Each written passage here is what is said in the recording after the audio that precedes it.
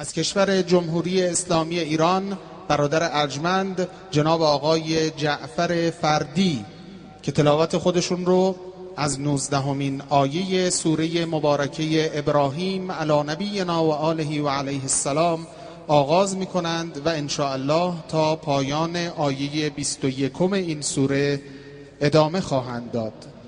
على منصة المسابقات في هذه اللحظة القارئ المشارك من جمهورية إيران الإسلامية جعفر فردي، والذي سيقرأ بإذن الله تبارك وتعالى ما تيسر له من سورة إبراهيم عليه وعلى نبينا ألف الصلاة والسلام، بدءا من الآية 19 وانتهاء بالآية 21، فليتفضل مشكورا.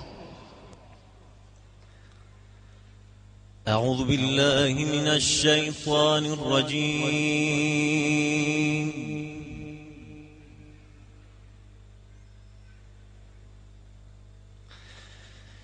بسم الله الرحمن الرحيم.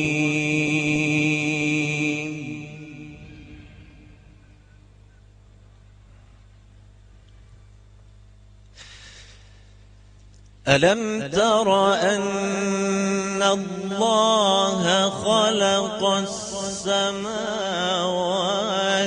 والأرض بالحق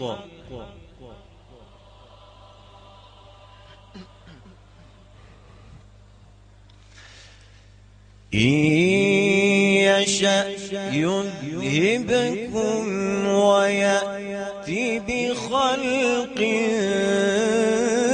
جديد.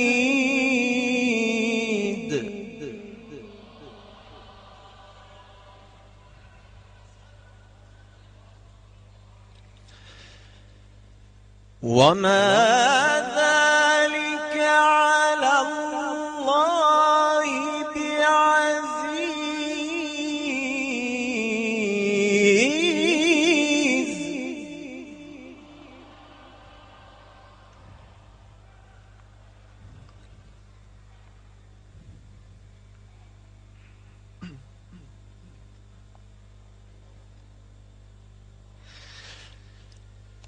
وبرزوا لله جميعا فقال الضعفاء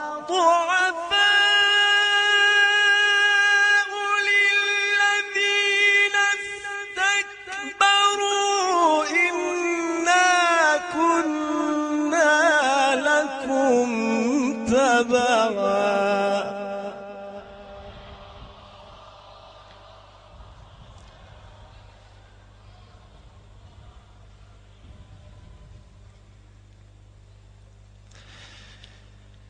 فهل أنتم مغنون عنا من عذاب الله من شيء؟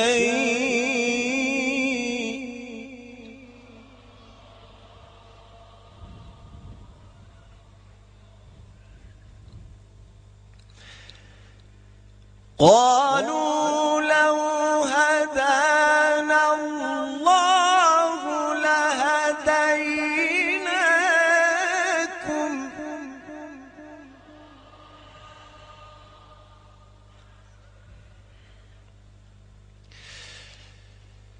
سواء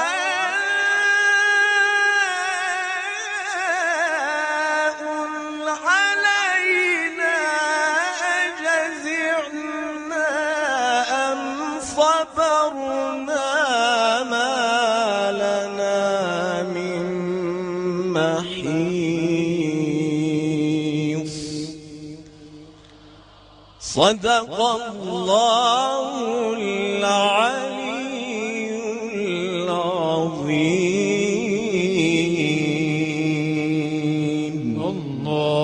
اللهم صل على محمد وآل محمد.